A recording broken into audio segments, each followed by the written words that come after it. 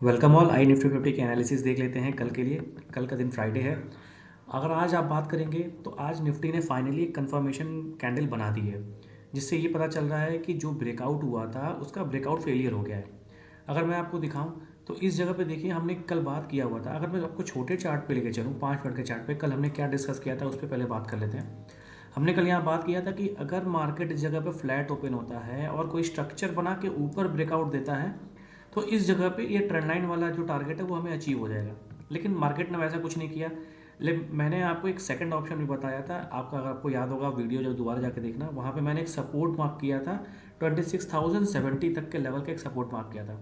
मैंने आपको बताया था कि देखिए जो ये लेवल है, इसके ऊपर ब्रेकआउट आता है तो मार्केट इसको टेस्ट करने आएगा। वैसे हालांकि मार्केट वीक ही था।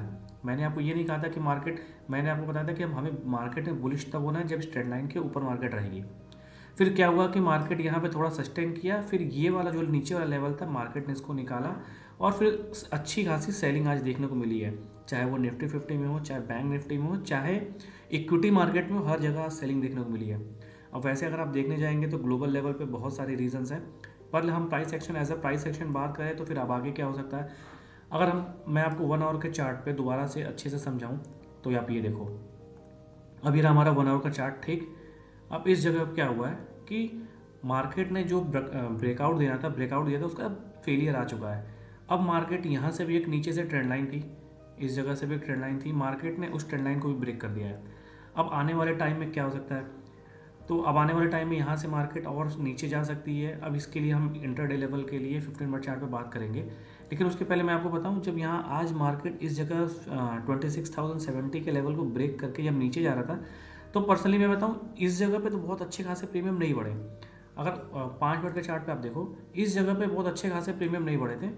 लेकिन फिर थोड़ा सा जब ये दोपहर का टाइम आया, यहाँ पे थोड़े से अच्छे अच्छे प्रीमियम, अगर किसी ने होल्ड किया होगा, मुझे नहीं लगता कि मतलब जिस तरीके से छोटी छोटी कैंडल बन रही थी तो किसी ने बहुत लंबा होल्ड किया होगा। लेकिन फिर भी अगर आपने यहाँ तक भी अगर लिया होगा तो 1:3, 1:4 का रिस्टू रिवॉर्ड रेशो मिल जाएगा।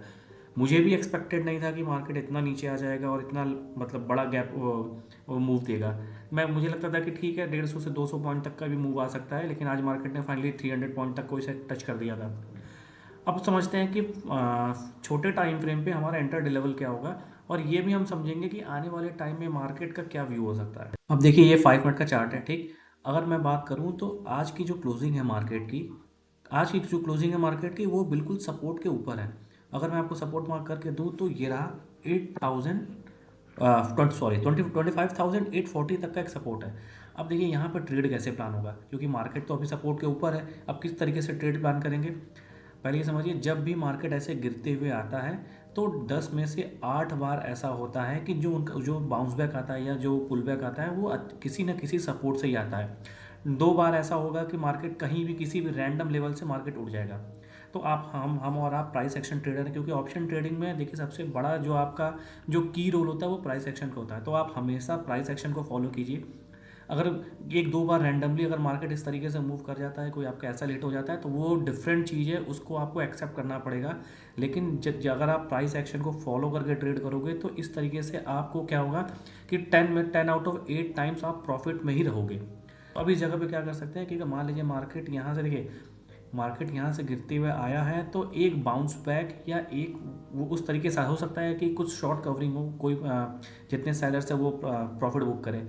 तो मान लीजिए मार्केट फ्लैट ओपन होता है या थोड़ा सा ऊपर जाता है और इस तरीके से कोई स्ट्रक्चर बनाता है, कोई स्ट्रक्चर बनाता है इस तरीके से, तो आपको वेट करना है। इस स्ट्रक्चर का कोई ब्रेकडाउन आएगा तो मार्केट इस सपोर्ट को तो ईजिली टेस्ट करने आएगा। तो इस जगह पे आपका एक पुट साइड का ट्रेड जरूर बनेगा। आपको ये स्ट्रक्चर, देखिए स्ट्रक्चर बहुत ज़रूरी है। रैंडमली कहीं ट्रेड मत कीजिएगा। जब मार्केट ओपन होता है या मार्केट चलता है तो 5 मिनट वेट कीजिए, देखिए मार्केट का सेटअप क्या है, मार्केट का किस तरीके से सेटअप बना रहा है, उस सेटअप पे वेट कीजिए। फिर देखिए, वैसे मैं कहूँ तो मार्केट तो है वीक, ठीक। अब यहाँ से गिरने को मार्केट तो और नीचे भी जा सकता है।